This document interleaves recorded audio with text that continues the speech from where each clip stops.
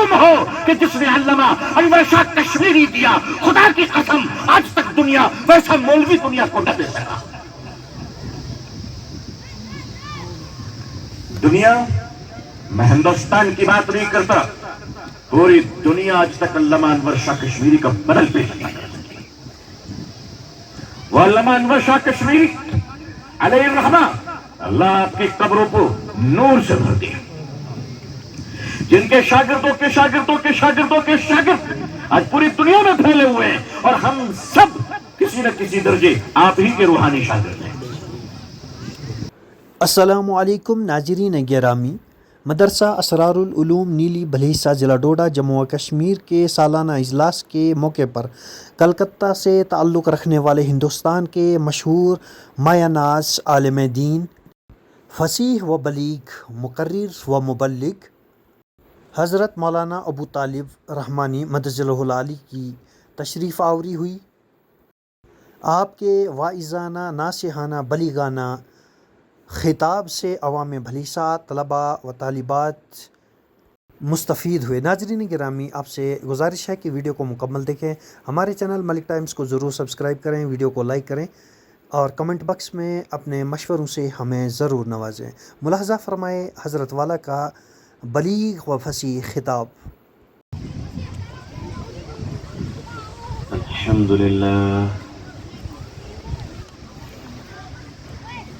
لله وكفى وسلام على عباده الذين اصطفى، أما بعد، الحمد لله رب العالمين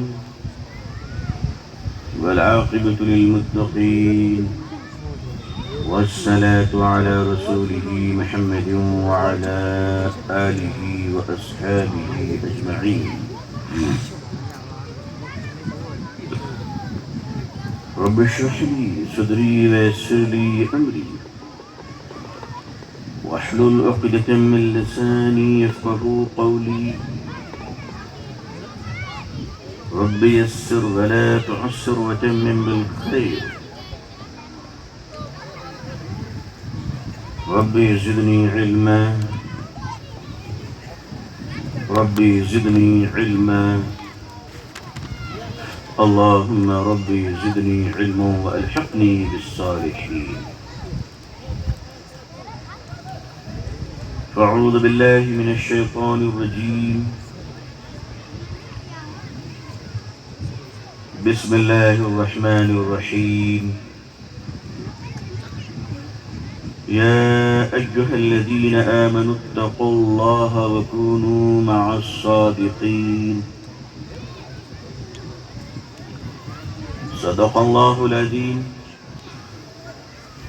وصدق رسوله النبي الأمي الكريم،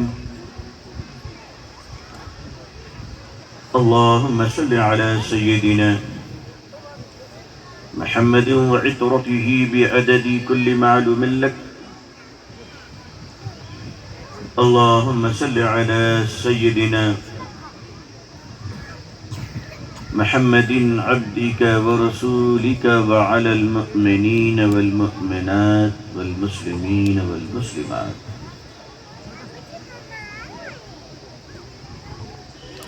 حضرات علماء کرام،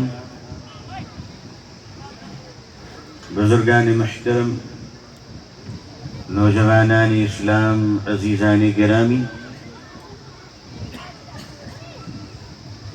پردہ نشین خواتین امت اسلامیہ،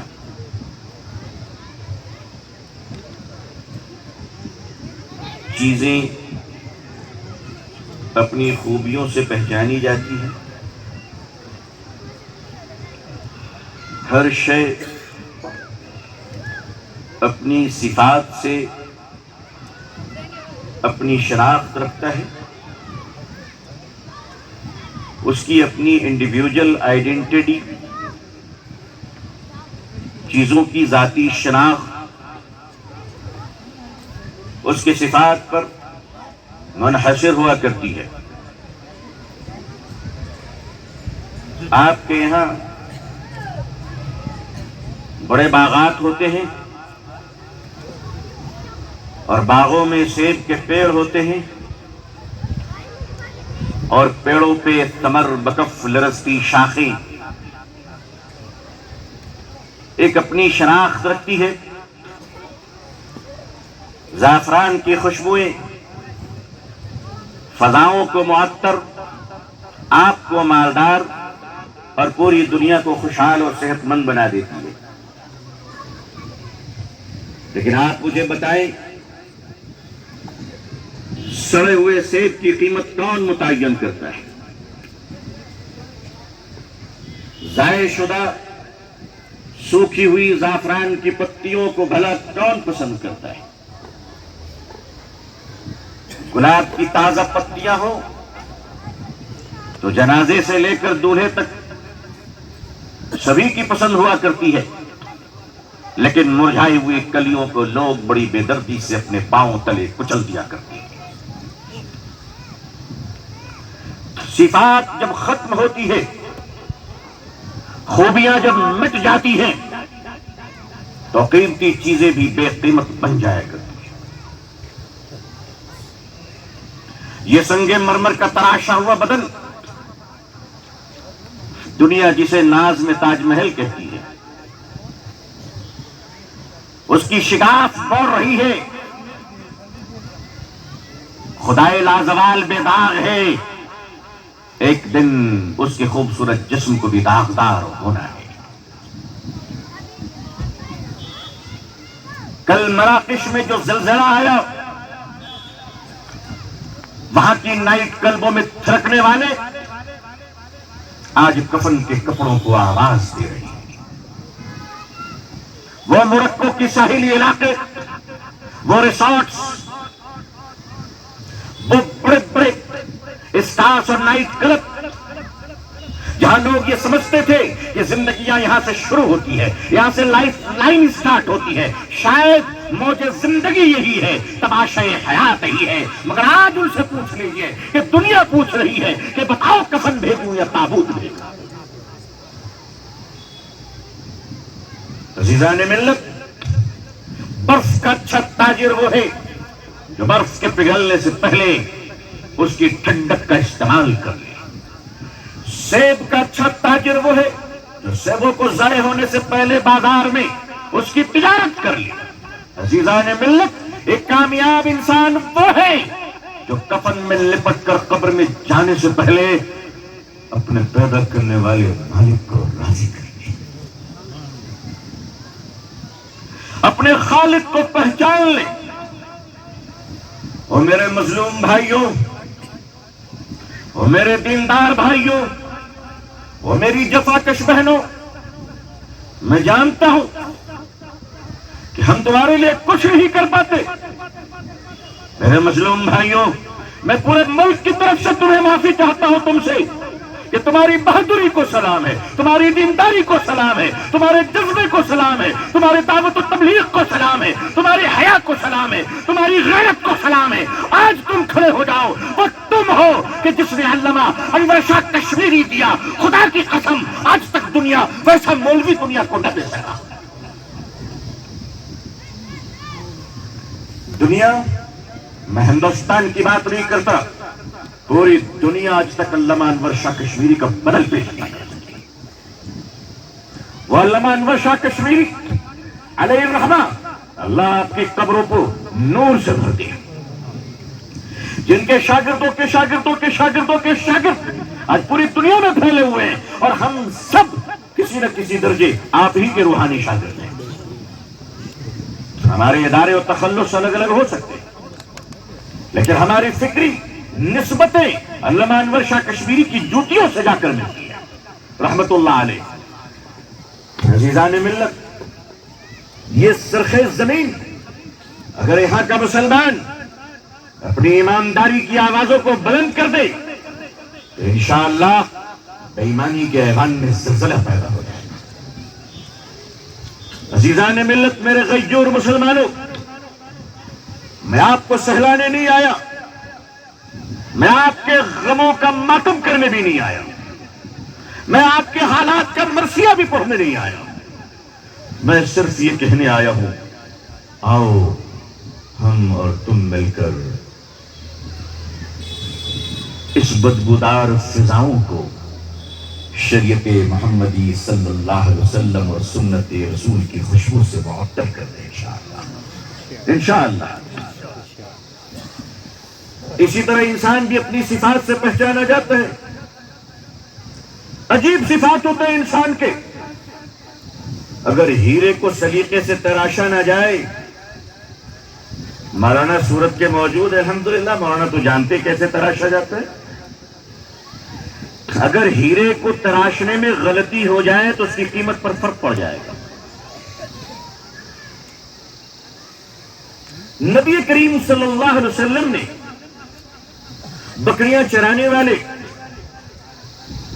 مسافروں کو لوٹنے والے، نہ جانے کیسی کیسی زندگیاں تھی ان کی، لیکن حضور صلی اللہ علیہ وسلم نے جب ان کو تراشا تو خدا کی قسم وہ قیامت تک کے لیے محترم بنا دیے گئے۔ اور ہم اور آپ ان صحابی رسول صلی اللہ علیہ وسلم کے بارے میں دل و جان سے رضی اللہ تعالیٰ عنہ کہنے پر فخر محسوس کرتے ہیں، فخر محسوس کرتے ہیں۔ سیدنا حضرت عمر فاروق رضی اللہ تعالیٰ عنہ کا زمانہ ہے، آپ کی خلافت ہے، آپ امیر المومنین ہیں۔ مدینہ منورہ سے آپ نے فرمایا کہ میں عمرہ کرنے کے لیے مکہ جاؤں گا، مسلمانوں کی ایک بڑی جماعت آپ کے ساتھ ہو گئی۔ آج کل ہوتا ہے نا، کوئی بڑے بزرگ اگر اللہ کے راستے میں جا رہے ہیں، عمرے میں جا رہے ہیں، تو آپ کے یہاں سے بھی بہت سارے لوگ تیار ہو جاتے ہیں کہ حضرت کے ساتھ جائیں گے، مطاف میں دعا کریں گے، صفا مروہ میں دعا کریں گے، ملتزم میں دعا کریں گے، حضرت دعا کریں گے، ہم آمین کہیں گے۔ یہ جذبہ روحانیت اللہ قائم و دائم رکھے۔ اللہ والوں کی نسبت ہمیشہ رکھنا میرے بزرگوں، اگر دائیں بائیں بھی ہو گئے تو ٹھیک ہو جائیں گے انشاءاللہ، لیکن آدمی کے پاس علم بہت ہے اور نسبت نہیں ہے تو اس کے تباہ ہونے میں مجھے کوئی شبہ بھی نہیں ہے۔ میں تاریخ کا طالب علم ہوں، میں نے تاریخ کے ورقوں میں بھی بڑے بے ادب لوگوں کو دیکھا ہے، اور ہماری بدقسمتی ہے کہ آج کھلی آنکھوں بھی صحابہ کے گستاخوں کو دیکھ رہا ہوں، دیکھ رہا ہوں، اور انشاءاللہ نپٹوں گا جتنی اللہ طاقت دے گا، چھوڑنے والا تو خیر نہیں ہوں۔ کم از کم آپ حضرات کی طرف سے یہ سپاہی تیار ہے انشاءاللہ۔ سیدنا حضرت عمر رضی اللہ تعالیٰ عنہ جب عمرے کے لیے چلے تو مکے کے ہی تو رہنے والے تھے وہ پہلے۔ حضرت عمر کہاں کے رہنے والے تھے؟ بھائی مکے کے تھے، خطاب کے بیٹے تھے، مکے میں جوانی گزری تھی، بچپنا گزرا تھا، بعد میں ہجرت ہوئی تو مدینہ منورہ تشریف لے آئے۔ تو مکہ تو پرانا شہر ہے، مکہ تو پرانی بستی ہے ان کی، وہی ولادت ہوئی، وہی پلے، وہی بڑھے، وہ مکے کو نہیں جانتے تو کون جانتا؟ صحابہ کی ایک بڑی جماعت آپ کے ساتھ چل رہی تھی۔ جب آپ مدینہ منورہ سے نکلے اور نکلتے ہوئے چلتے چلتے چلتے چلتے چلتے جب مکے سے قریب آئے، 3-4 کلومیٹر دور مکہ ہے، تو آپ رک گئے۔ پانی کا چشمہ تھا، پیڑ تھے، سایہ دار پیڑ۔ ریگستان میں پانی اور پیڑ مل جائے تو گویا کہ دنیا میں کسی کو جنت مل گئی ہے۔ حضرت عمر رضی اللہ تعالیٰ نے رک کر آپ نے قافلے کو فرمایا کہ فریش ہو جاؤ، ترو تازہ ہو جاؤ، اب یہاں کے بعد ہم انشاءاللہ مکے میں داخل ہوں گے اور عمرہ کریں گے۔ تکان تھی سفر کی، اور سفر کی تکان کیا ہوتی ہے میرے خیال سے دوسری بار تجربے کی نوبت نہیں آئے گی۔ اللہ آسانیوں کا معاملہ فرمائے۔ میں نے جو کہا ہے اس جملے کا ترجمہ مولانا شفقت صاحب سمجھ گئے۔ تو عزیزان گرامی، حضرت عمر رضی اللہ تعالیٰ عنہ لوگوں سے فرمایا کہ میں سفر کی تکان کو اتار لوں۔ سارے لوگ اپنے کاموں میں لگے، جیسے ہماری جماعتیں جب مسجد میں جاتی ہیں ماشاءاللہ، تو ہمارے ایک بزرگ گزرے ہیں دعوت و تبلیغ کے مرکز نظام الدین میں، حضرت قاری ظہیر صاحب رحمۃ اللہ علیہ۔ جن لوگوں نے ان کو دیکھا ہو ان میں بھی الحمدللہ میں حضرت کے قریب بیٹھا کرتا تھا۔ تو حضرت ایک بار جماعت کے روانگی کے آداب نظام الدین میں بیان فرما رہے ہیں۔ وہ آج بھی مجھے بات یاد ہے، فرمائے بھائی امیر کی اطاعت کرنا۔ کس کی اطاعت؟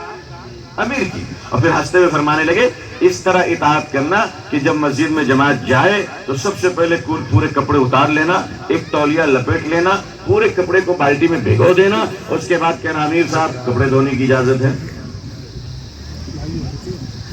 وہ امیر بیچارہ مرے گا یا جیے گا؟ کہے گا بھائی سب بھگا چکے ہو، سکھانے کی تیاری کرو۔ تو سیدنا حضرت عمر رضی اللہ تعالیٰ عنہ نے فرمایا آپ کی اجازت ہو گئی، سارے لوگ اپنے کام میں لگ گئے۔ لیکن امیر المومنین حضرت سیدنا عمر بن خطاب رضی اللہ تعالیٰ عنہ ایک سایہ دار درخت کے نیچے ٹیک لگا کر بیٹھ گئے۔ کچھ بہت قریب کے آپ کے دوست احباب بھی ساتھ میں بیٹھ گئے۔ آپ مسکرا رہے ہیں، اکیلے تنہا، آپ کچھ سوچ رہے اور مسکرا رہے، کسی سے بات نہیں کر رہے۔ مسکراتے مسکراتے آپ کا تبسم اتنا ظاہر ہو گیا کہ لوگوں کو محسوس ہو گیا کہ امیر المومنین مسکرا رہے ہیں۔ دور سے مسکرانے اور ہنسنے میں فرق ہے۔ یہ جو دانت کھول کر اور منہ کھول کر جبڑے کھول کر جو ہنسا کرتے ہیں، یہ ہنستے نہیں، یہ بیچارے یہ ہنسنے کی نوٹنکی میں اپنے جگر کو نکال کر 2 روٹی کی کمائی کی بھیک مانگتے ہوئے نظر آتے ہیں۔ تو حضرت عمر رضی اللہ تعالیٰ عنہ مسکرا رہے۔ ساتھیوں نے اور صحابہ نے اور مسلمانوں کی جماعت نے یہ سمجھا اور صحیح سمجھا کہ حضرت عمر رضی اللہ تعالیٰ عنہ کا تو یہ علاقہ جانا پہچانا ہے، بچپن کی کوئی بات یاد آ گئی ہوگی تو آپ مسکرانے لگے۔ پھر اچانک آپ کا چہرہ غمگین ہو گیا اور آپ رک گئے اور آپ آہستہ آہستہ غمزدہ ہوتے ہوتے آپ رونے لگے اور آپ کی آنکھوں سے آنسو کی دھار بہنے لگی۔ اتنا روئے کہ آپ کی داڑھی مبارک بھیگ گئی۔ جو مسلمان قریب میں تھے ان کو تشویش ہوئی کہ یہ 2 متضاد کیفیت، ہنسنے والا روتا نہیں، رونے والا ہنستا نہیں۔ امیر المومنین ابھی مسکرا رہے تھے اور اب رو رہے ہیں، وجہ کیا ہے؟ آ کر پوچھ لیا لوگوں نے، امیر المومنین آپ خیریت سے تو ہیں، طبیعت اچھی تو ہے، آپ مسکراتے ہوئے رونے کیوں لگے؟ سیدنا حضرت عمر فاروق رضی اللہ تعالیٰ عنہ نے فرمایا لوگوں، میرے ہنسنے اور رونے کی وجہ میرے بچپن کا وہ واقعہ ہے کہ جب میرا باپ خطاب مجھے مکے کے چرواہوں کے ساتھ، بکریاں چرانے والوں کے ساتھ، مجھے بھی اپنی بکریاں اور اونٹ، بکریوں کی ریوڑ اور اونٹ کا جتھا دے کر بھیجا کرتا تھا کہ جاؤ عمر، ریگستان میں ببول کی جھاڑیوں میں جانوروں کو چرا کر لا۔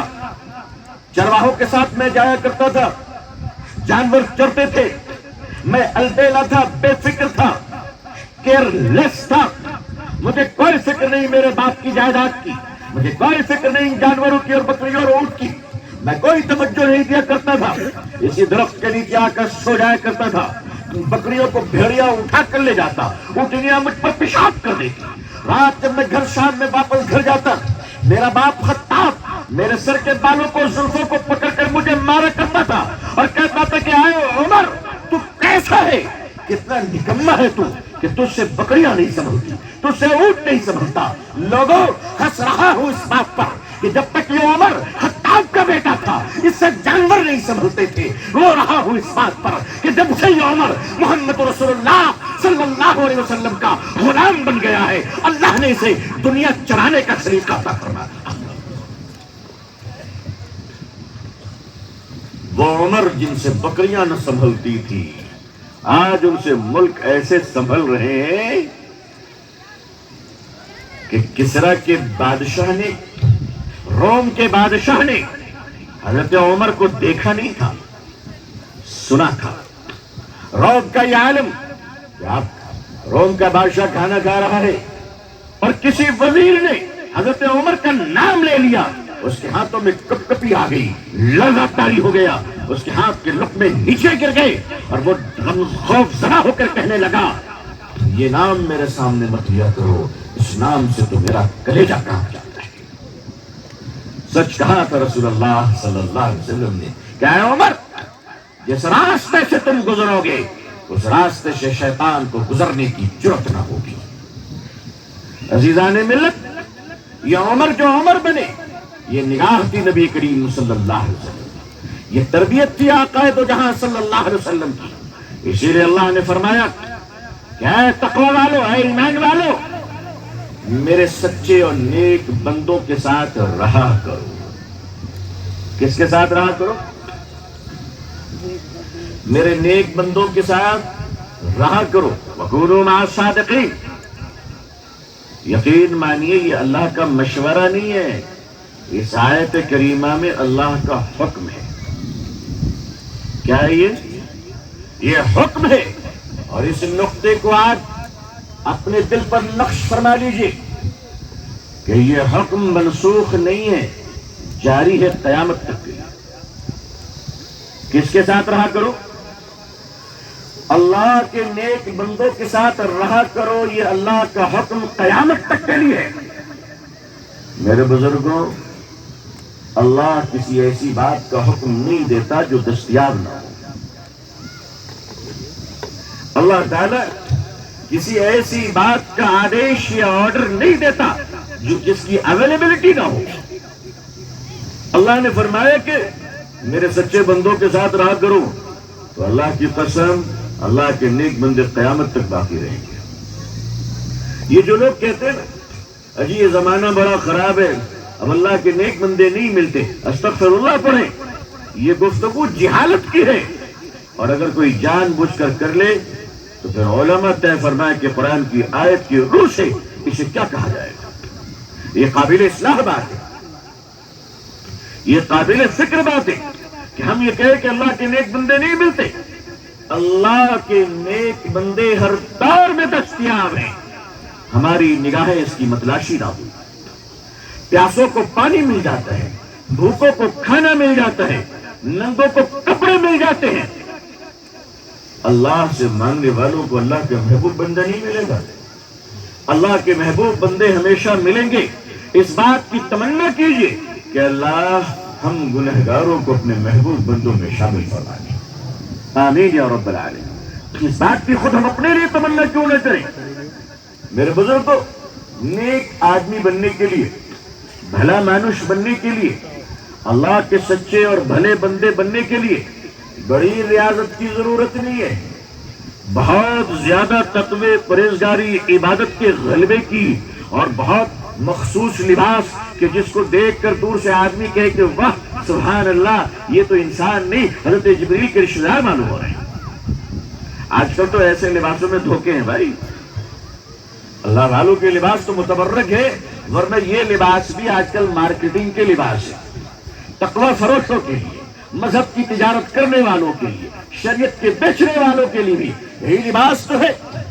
مگر یاد رکھیے گا کہ اللہ تعالیٰ کے نیک اور صالح بندے، اللہ تعالیٰ کے بھلے بندے اور اللہ تعالیٰ کے محبوب اولیاء بندے میں شامل ہونے کے لیے نہ بھوکے رہنے کی ضرورت ہے، نہ پہاڑوں کی چوٹیوں پہ جانے کی ضرورت ہے، نہ چنار ندی میں چھلانگ لگانے کی ضرورت ہے۔ نہیں، یاد رکھے میرے بزرگوں، اللہ کے نیک بندے، اللہ کے محبوب بندے بننے کے لیے گھروں کو چھوڑنا نہیں ہے، بیوی بچوں سے الگ نہیں ہونا ہے، سیب کے باغات سے منہ نہیں موڑنا ہے، دنیا داری اور کاروبار کو چھوڑنا نہیں ہے۔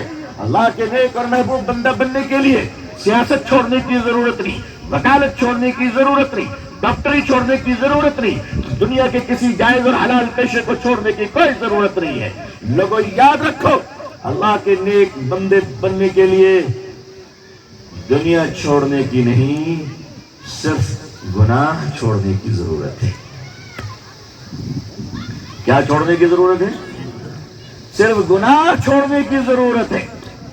آپ لوگ تو بہت نیک آدمی ہیں ماشاءاللہ، مگر اگر یہاں کے لوگ، آپ لوگ تو بہت اچھے آدمی ہیں، میں دوسرے علاقے کی بات کر رہا ہوں کہ اگر وہاں کے لوگ صرف جھوٹی قسمیں کھانا بند کر دے تو یہ وقت کے غوث قطب ابدال بن جائیں گے انشاءاللہ۔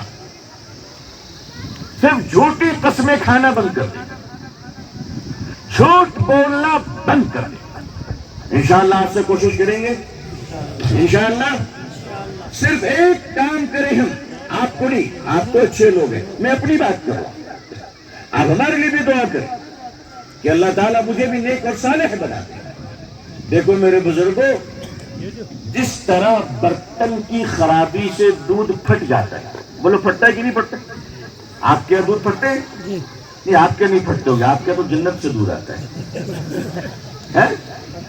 اچھا یہاں بھی پھٹتا ہے؟ میں سمجھتا تھا ہمارے علاقے میں پھٹتا ہے. دودھ کی صفت ایک ہی ہے. انشاءاللہ جنت میں دودھ کی نہریں نہیں پھٹے گی, ہے نا انشاءاللہ. میرے بھائیوں, میرے بزرگوں, جس طرح برتن کی خرابی سے دودھ کیا ہوتا ہے, پھٹ جاتا ہے, جس طرح برتن کی خرابی سے دودھ پھٹ جاتا ہے, اسی طرح جھوٹ کے گناہ سے انسان کا ایمان بھی پھٹ جاتا ہے. جھوٹ, چاہے سامان بیچتے ہوئے جھوٹ بولا جائے یا ممبر پر کھڑے ہو کے کوئی حضرت صاحب جھوٹ بول دیں, نعوذ باللہ. جھوٹ جس شعبے میں بولا جائے گا, جھوٹ بولی جائے گی, وہاں سے اللہ کی مدد اور نصرت و برکت رخصت ہو جائے گی. آج ہمارے ادارے پریشان کیوں ہیں؟ آج ہمارے گھر, میں بالکل میں مطلقاً یہ بات کہہ رہا ہوں, میرے مخاطب میں خود بھی ہوں, کہ دین داری اور دین کو سمجھنے والے حضرات اپنے کردار و اعمال کی حفاظت کریں تاکہ وہ دوسروں کے لیے نمونہ بن سکیں. اگر صاحب کردار و صاحب مسلک نمونہ نہ بن سکے تو ملت کے افرادوں کا پھر بڑا نقصان ہو جائے گا, بڑا نقصان. اس کو یوں سمجھ لیجیے آپ کہ آپ نے جوہری کو کبھی سونا تولتے ہوئے دیکھا ہے کہ نہیں دیکھا ہے؟ زیور کی دکان میں تولتا ہے نا, آپ نے دیکھا ہوگا کہ وہ بالکل شیشے کے بکس کے اندر اس کی ترازو رہتی ہے نا. اچھا آپ لوگ جو سیب تولتے ہیں وہ شیشے کے بکس میں تولتے ہیں یا یوں ہی تولتے ہیں؟ تولا دھرا دھر تولا, دھرا دھر تولا, ماشاءاللہ. اچھا ایک بات بتائیے, 10 کلو سیب کی ترازو میں اگر 50 مکھیاں بیٹھ جائیں تو کوئی فرق پڑے گا جی؟ 50 مکھیاں اگر بیٹھ گئی کوئی فرق پڑے گا؟ کچھ نہیں. آپ نے کہا کوئی بات نہیں, تولو. سیب تولنے والے ترازو پہ اگر 50 مکھیاں بیٹھ جائیں تو کوئی فرق نہیں پڑنے والا, لیکن اگر سونے کے زیور توڑنے والے ترازو پہ ایک مکھی بھی بیٹھ گئی تو 15,000 روپے کا فرق پڑ جائے گا. بولو پڑے گا کہ نہیں پڑے گا؟ کیا فرماتے ہیں آپ؟ کتنا فرق پڑے گا بھائی؟ 15,000 کا فرق پڑ جائے گا. دنیا گناہوں کے جہنم میں بھی اگر ڈوب گئی کوئی فرق نہیں پڑے گا. اگر مسلمانوں کا دیندار طبقہ گناہوں سے توبہ نہ کیا تو اس کائنات میں پھر بڑا فرق پڑ جائے. اگر یہ رونے والی جماعت تیار نہ ہوئی اللہ کے سامنے, اگر معافی مانگنے کا سلسلہ ہم نے شروع نہ کیا, مسلمانوں یہ دنیا آج اگر خوشحال ہے تو تمہارے آنسوؤں کی برکت سے. مسلمانوں اگر یہ کھیتیاں آباد ہیں اور درختوں کے پھل میٹھے ہیں تو اللہ والوں کے ذکر کی برکتوں سے.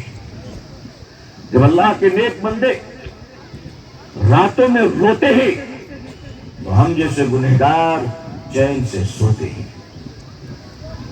مسلمانوں آپ طے کریں دنیا کیا کرتی ہے اس سے ہمیں کوئی مطلب نہیں, لیکن اللہ نے ہمیں اتنا عظیم بنایا ہے کہ ہمارے لیے لازم ہے کہ ہم صبح و شام اپنی گندگیوں کو دھوتے رہیں اور اللہ سے اپنے گناہوں کے لیے معافی مانگتے رہیں. اپنے آپ کا تقابل دوسری قوموں سے نہ کرے کہ دنیا کیا کر رہی ہے. جب مکہ فتح ہوا, نبی کریم صلی اللہ علیہ وسلم جب مکے میں آپ تشریف لائے تو آپ سب جانتے ہیں نا کہ جب مکہ فتح ہوا تو خون کا ایک قطرہ نہیں بہا تھا, الحمدللہ ایک قطرہ. لیکن آپ نے مکے میں اعلان فرما دیا فلاں کے گھر میں جو چلا جائے اسے امن ہے, فلاں جگہ جو چلا جائے اس کو امن ہے.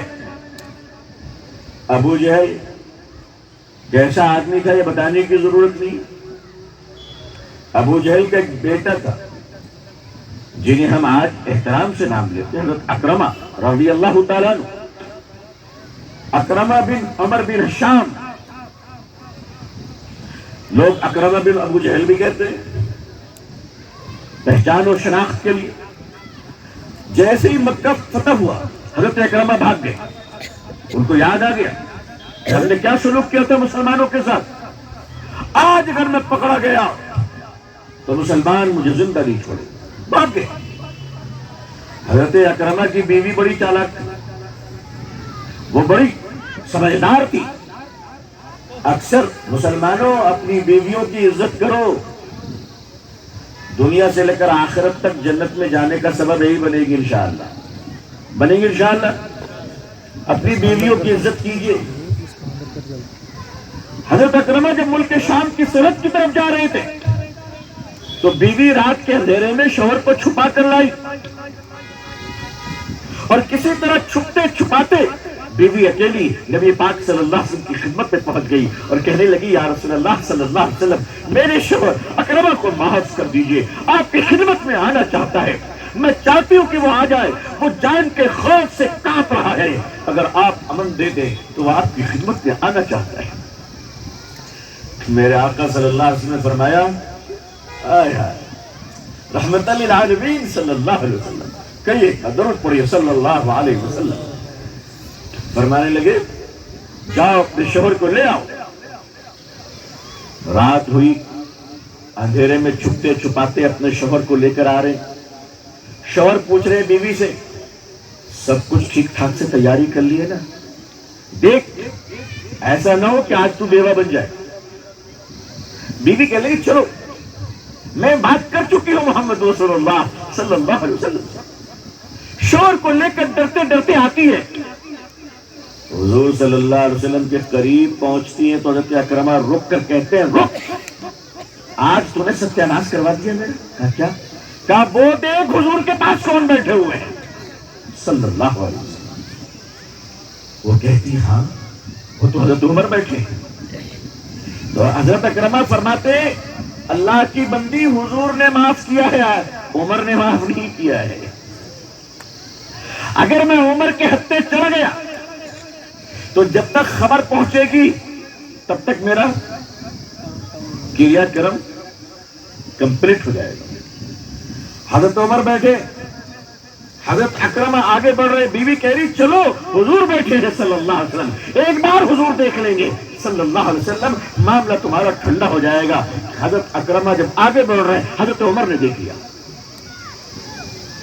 دیکھنا تھا صحیح ہے، پھر تو آیا، اپنی تلوار کو کس کے پکڑے، اور حضرت عمر سمجھ رہے کہ اگر یہ حضور تک پہنچ گیا تب تو کچھ نہیں کر پاؤں گا، پہلے ہی میں کام تمام کر دوں اس کا۔ حضرت عمر تلوار کو لے کر اٹھنا چاہ رہے، حضور صلی اللہ علیہ وسلم نے فرمایا، عمر کہاں جا رہے ہیں؟ تو حضرت عمر فرما رہے ہیں، کچھ ضرورت تھی، استنجا وغیرہ کر کر آتا ہوں۔ اللہ کے نبی صلی اللہ علیہ وسلم فرمایا، عمر استنجے کے لیے تو آدمی پانی لیتا ہے، تم تلوار لے رہے۔ کہا کہ وہ کیا کروں، عادت پڑی ہوئی ہے، اس کے بغیر چین نہیں آتا۔ کہا بیٹھ جاؤ، بیٹھ گئے۔ حضرت اکرمہ تھوڑے اور قریب آئے، حضرت عمر نے کہا کہ اب پھر پکڑا، پھر اٹھنے گئے۔ حضور نے فرمایا، عمر بیٹھ جاؤ، بیٹھ گئے۔ بڑا مسئلہ ہو رہا، بیوی کھینچ رہی ادھر، حضرت اکرمہ جا رہے پیچھے، اور حضرت عمر اپنے سسٹم کو ٹھیک کر رہے۔ جب تیسری بار آگے بڑھے، حضرت عمر جھٹ سے اٹھے، اللہ کے نبی صلی اللہ علیہ وسلم نے جھٹ سے پکڑا اور فرمایا، عمر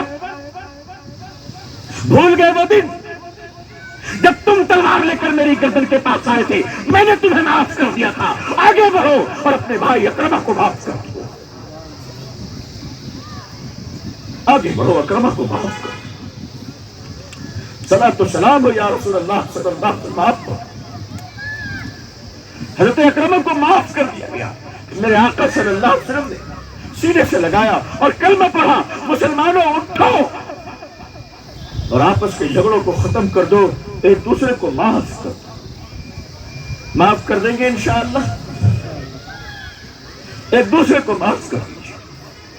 جھوٹ سے توبہ کریں ہمیشہ اللہ کہ جھوٹ نہیں بولیں گے چاہے نفع ہو یا نقصان ہو. جھوٹ سے توبہ کریں. عزیزان ملت، دوسرا آپس کے رشتہ داریوں میں، میاں بیوی میں، اولادوں میں اوپر نیچے ہو جایا کرتی ہے، کسی بات پر اختلاف ہو جایا کرتی ہے، دل ٹوٹ جاتا ہے، لیکن لوگوں کو معاف کر دیجیے، لوگوں کو معاف کر دیجیے. نبی پاک صلی اللہ علیہ وسلم نے جب شہادت کی انگلی چاند کی طرف اٹھائی، شق القمر چاند کے 2 ٹکڑے ہوئے، مگر لوگ ایمان نہیں لائے. حالانکہ معجزہ تھا، تھوڑے لوگ ایمان لائے. آپ صلی اللہ علیہ وسلم نے کنکریوں پر اشارہ فرمایا، معجزہ تھا، کنکری نے کلمہ پڑھا، مگر ایمان تھوڑے لوگ لائے. لیکن جب میرے آقا صلی اللہ علیہ وسلم نے کعبہ کے غلاف پکڑ کر فرمایا، لوگوں میں نے تمہیں معاف کر دیا، سارے لوگ ایمان لے آئے. معافی میں بڑی قوت ہے میرے بھائی، معافی میں بڑی قوت ہے. اپنا جگر بڑا کیجئے، معاف کرنے والا بن جائے. اور تیسری بات یاد رکھیے، اپنی جائیداد میں اپنی بیٹیوں کو حصہ دینا طے کر لیجیے. اس خطے کے اکابر علماء کے قدموں کو پکڑ کر میں کہتا ہوں، مسلمانوں کو ان کی بیٹیوں کو جائیداد میں حصہ کھڑا کر دلوائیں. جو لوگ اپنی بیٹیوں کو حصہ نہیں دیتے اپنے مال میں، وہ ڈاکو بن کر مرتے ہیں، وہ چور بن کر مرتے ہیں. گرچہ کہ وہ حاجی، عالم، حاجی، حافظ اور نہ جانے کیسے کیسے نیک اور بزرگ لوگ ہوتے ہیں. اگر باپ کے کفن کا ٹکڑا بچ گیا ہے تو اس ٹکڑے میں بھی اس بیٹی کا حصہ ہے، اس بیٹی کا حصہ ہے. آپ کہتے ہو شادی میں جہیز دیا، پتہ نہیں مجھے جہیز کی روایت یہاں اگر رواج ہے تو اس پر مقامی حضرات علماء کو کام کرنا چاہیے، اور الحمدللہ آپ لوگ کام کر رہے ہیں. انشاءاللہ آہستہ آہستہ اسلام میں جہیز کی کوئی رواج نہیں ہے. اپنے کھانے کو ضائع نہ کیجیے، یہ اللہ کی نعمت ہے. جب آدمی کھانا ضائع کرتا ہے تو اللہ کی نعمت کی ناقدری ہوتی ہے. نبی کریم صلی اللہ علیہ وسلم گھر میں تشریف لائے، ماں عائشہ کے حجرے میں، تو آپ نے دیکھا روٹی کا ایک سوکھا ٹکڑا گرا ہوا ہے. آپ صلی اللہ علیہ وسلم نے اس روٹی کے ٹکڑے کو اٹھایا اور فرمایا، عائشہ اس کی قدر کرو، یہ روٹھ جاتی ہے تو پھر آیا نہیں کرتی. اللہ نے جو روزی آپ کو دی ہے اس کی عزت کیجیے. اپنی بیٹیوں کی عزت کیجیے، اپنی بیٹیوں کو عظیم بنائیے. مسلمانوں کی بیٹیوں کو اتنا عظیم بنائیے میرے بھائی، جب مائیں عظیم نہیں ہوں گی تو اولاد عظیم نہیں ہوگی. ہم ماؤں پر توجہ نہیں دیتے. ہماری بیٹیاں یہ جنت کی شہزادیاں ہیں، یہ جنت کی گڑیاں ہیں. اپنی بیٹیوں کو اپنے سر پہ رکھو، اپنی بیٹیوں کو اپنے سینے سے لگاؤ، اپنی بیٹیوں کو اتنی تعلیم دو میرے بھائی. مسلمان بچیوں کی اعلیٰ تعلیم منع نہیں ہے، بے حیائی منع ہے، بے غیرتی منع ہے. ہمارے یہاں ایسے تعلیمی ادارے ہونے چاہیے جہاں کو ایجوکیشن یعنی مخلوط تعلیم کا سسٹم نہ ہو. آپ 10ویں تک اس طرح پڑھائیں کہ ایک چھت کے نیچے ہماری بیٹی قرآن پڑھ لے، ناظرہ پڑھ لے، حافظہ اور عالمہ ہو جائے. ذرا تم بتاؤ میرے بھائیوں، اگر آپ کی ایک بیٹی حافظ قرآن ہو ماشاءاللہ، اور پھر میڈیکل گریجویشن کر لے اور MBBS ڈاکٹر بن جائے، اور 2 بیٹی سرجن بن جائے، اور پورے حجاب اور نقاب میں ہاسپٹل آئی، اور کسی مسلمان عورت کی آپریشن کرنا ہے تو وہ حافظہ ڈاکٹر وضو بنائے گی، 2 رکعت نماز صلاۃ الحاجت پڑھے گی، اور اللہ سے فریاد کرے گی کہ میرے اللہ آپریشن کرنا تو میرا کام ہے، شفا دینا آپ کا کام ہے. اور ویسی ڈاکٹر جب اندر اوٹی میں جائے گی آپریشن تھیٹر میں تو اپنی بہن کو اینستھیسیا دے کر بے ہوش کرنے سے پہلے کہے گی، وہ میری بہن کلمہ شہادت پڑھ لے، شفا مل گئی تو زندگی میں آ جانا، موت مل گئی تو جنت میں انتظار کرنا. اپنی بیٹیوں کو کیوں نہیں آگے بڑھاتے؟ کیوں اپنی بیٹیوں کو دبا کر رکھا ہے؟ اپنی بیٹیوں کو اچھی عالمہ بناؤ. میں اس دنیا میں ایسی مسلمان عورت پائلٹ کو جانتا ہوں جو خاتون ہے، فارن کنٹری کے ایک بڑی لمبی لانگ ڈسٹینس کی کمرشل فلائٹ کی پائلٹ ہے، مکمل باحجاب حافظ قرآن ہے. 8 گھنٹے جانے میں 8 گھنٹے آنے میں وہ خود فرماتی ہے کہ میں جانے میں 15 پارے پڑھتی ہوں، آنے میں 15 پارے پڑھتی ہوں۔ کیوں نہیں اپنی بیٹیوں کو عظیم بناؤ۔ بابا فرید الدین گنج شکر رحمت اللہ علیہ کی ماں جب بوڑھی تھی تو ان سے محلے کی عورتوں نے کہا، او بڑی بھی، آپ کا بیٹا فرید الدین بڑا کمال کا انسان ہے، اللہ کا بڑا نیک بندہ ہے، دعا کرتا ہے تو قبول ہوتی ہے، پانی میں دم کرتا ہے تو شفا ہوتی ہے، کسی پہ نگاہ ڈالتا ہے تو اسے اللہ کی محبت نصیب ہوتی ہے۔ ماں وجد میں آ گئی اور آسمان کی طرف چہرہ کر کے کہنے لگی، اللہ تیرا شکر ہے، تو نے میرے بیٹے کو اپنی محبت اور ولایت سے نوازا ہے، لیکن کوئی مجھ سے بھی تو پوچھ لے کہ بحیثیت ماں میں نے اپنے بیٹے کی پرورش کیسے کی ہے۔ اللہ میں نے اپنے بیٹے فرید کو کبھی بغیر وضو کے دودھ نہیں پلائی۔ جب ماں باوضو ہو کر دودھ پلاتی ہے تو بیٹا فرید الدین ہوتا ہے، جب ماں تہجد گزار ہوتی ہے تو بیٹا حضرت نظام الدین ہوتا ہے، جب ماں روزے دار ہوتی ہے تو بیٹا حضرت خواجہ معین الدین ہوتا ہے۔ اپنی بیٹیوں کو عظیم بنائیے اور اپنی جائیداد میں بیٹیوں کو مرنے سے پہلے حصہ دیجیے، زندگی میں حصہ دیجیے۔ میری بیٹی یہ تیرا حصہ ہے، یہ حکم کسی مولوی کا نہیں ہے، یہ حکم کسی بابا کا نہیں ہے، یہ حکم کسی گورنمنٹ کا نہیں ہے، یہ حکم اللہ اور اللہ کے رسول کا ہے صلی اللہ علیہ وسلم۔ میں نے 3 گزارشات آپ سے کی، 3 فریاد آپ سے کی، آپ سے 3 باتیں، 3 گزارشات، یا یوں کہہ لے کہ آپ سے میں نے 3 دعائیں مانگی۔ اپنی دعاؤں میں مجھے یاد رکھیے گا نا انشاءاللہ، رکھیں گے نا انشاءاللہ۔ اللہ آپ لوگ کو خوش رکھے، آباد رکھے۔ جھوٹ نہیں بولنا ہے انشاءاللہ، قسمیں بالکل نہیں کھانی، چاہے کوئی ہماری بات مانے یا نہ مانے، قسم نہیں کھانی ہے، جھوٹ نہیں بولنا ہے۔ دوسرا، روزانہ لوگوں کو معاف کر دینا ہے انشاءاللہ۔ اور تیسرا، اپنی بیٹیوں کا حق اپنی زندگی میں ادا کرنا ہے۔ کریں گے انشاءاللہ۔ اللہ آپ سب کو آباد رکھے۔ یہ تو برکت ہے مدرسہ اسرار العلوم کا، الحمدللہ، کہ اس کی برکتوں سے نہ جانے ہم جیسے گنہگار کہاں سے آپ کی دعائیں لینے کے لیے آ جاتے۔ اللہ تعالیٰ خوش رکھے، آباد رکھے، ہر بلا مصیبت سے اللہ آپ سب کی، ہم سب کی حفاظت فرمائے۔ جی اصل میں جس زمانے میں جو چیز رہی ہے اس کا ناجائز بھی استعمال ہوا ہے، جائز کے ساتھ ساتھ ناجائز استعمال ہوا۔ دیکھو ایک گائے ہے، وہ دودھ بھی دیتی ہے اور پیشاب بھی کرتی ہے، ہمیں کیا چاہیے؟ ہمیں دودھ چاہیے۔ ایک موبائل ہے، اس کا غلط استعمال بھی ہے، صحیح استعمال ہے۔ اپنے بچوں کو ہم نے تربیت دی نہیں اور فون تھما دیا۔ بھائی بغیر ڈرائیونگ سیکھے جب گاڑی دو گے تو ایکسیڈنٹ تو ہو گئی۔ اللہ کا خوف دل میں آ جائے تو موبائل کی کیا اوقات ہے جو ہمیں بگاڑ دے، اور اگر اللہ کا خوف نہیں ہے تو معاف کیجیے گا، حجرے شریف میں بھی آدمی محفوظ نہیں ہے۔ موبائل فی نفس ہی غلط نہیں ہے، موبائل ضرورت ہے، میں بھی رکھتا ہوں، میں آپ کو منع کر دوں یہ کیسے ممکن؟ موبائل ضرورت ہے، مگر ضرورت کو ضرورت کیسے پوری کی جائے وہ سیکھنا ضروری ہے۔ میرے بھائی، موبائل سے نیکیاں کماؤ، گناہ مت کرو۔ اور یہ جو حدیث و قرآن ہم لوگ فارورڈ کرتے ہیں نا موبائل میں، ذرا یہ کام بند کیجیے۔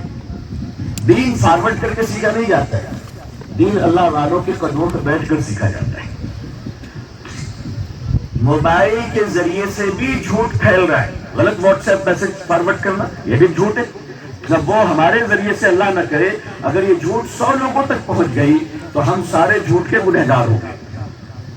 کسی کے غلط میسج سے، اگر کسی کے غلط میسج سے اللہ نہ کرے کوئی بدامنی پھیل گئی، کوئی حالات خراب ہو گئے، تو گنہگار کون ہوگا؟ وہ شخص ہوگا جس نے جھوٹ کو پھیلایا ہے۔ تو جھوٹ بولی جائے یا موبائل سے پھیلائی جائے، ہر حال میں ہمیں بچنا ہے انشاءاللہ۔ دعا کرے کہ اللہ تعالیٰ پوری دنیا میں ہم سب کو اسلام کی عزت دیکھنا نصیب فرمائے۔ اقوام عالم اور اہل ہندوستان کے دلوں میں اللہ اسلام اور مسلمانوں کے لیے اور ہم سب کے لیے جذبہ محبت و احترام و اکرام پیدا فرمائے۔ اللہ تعالیٰ اقوام عالم کے لیے ہدایت کے فیصلے فرمائے۔ اللہ تبارک و تعالیٰ پورے عالم کے مومنین مومنات، مسلمین مسلمات کے گناہ کبیرہ گناہ صغیرہ کی مغفرت فرمائے۔ اللہ ہمارے اور آپ کے پوری امت مسلمہ کے ایمان، جان، مال، عزت، آبرو کی حفاظت فرمائے۔ اللہ ہم سب کو عزت، عافیت، سلامتی، خیر، خوشحالی، صحت و تندرستی کے ساتھ اسلام پہ زندگی، ایمان پر خاتمہ نصیب فرمائے۔ میں اپنے میزبانوں کا بہت شکر گزار ہوں، اپنے ساتھیوں کا شکر گزار ہوں کہ اللہ آپ سب کو جزائے خیر دے۔ بڑی محبتیں آپ لوگوں نے کی، بڑی شفقتیں اور عنایتیں آپ حضرات کی مجھ پہ رہی۔ میں ناکارہ انسان، دعا کیجئے کہ اللہ اپنی محبت سے ہمیں بھی نوازے اور اللہ ہمارے گناہوں کو بھی معاف فرما دے۔ اللہ ہمارے والدین اور ہمارے اہل و عیال کو بھی اور اساتذہ کو بھی جزائے خیر عطا فرمائے۔ آمین یا رب العالمین۔ آخر دعوانا الحمد للہ رب العالمین، والسلام علیکم ورحمۃ اللہ وبرکاتہ۔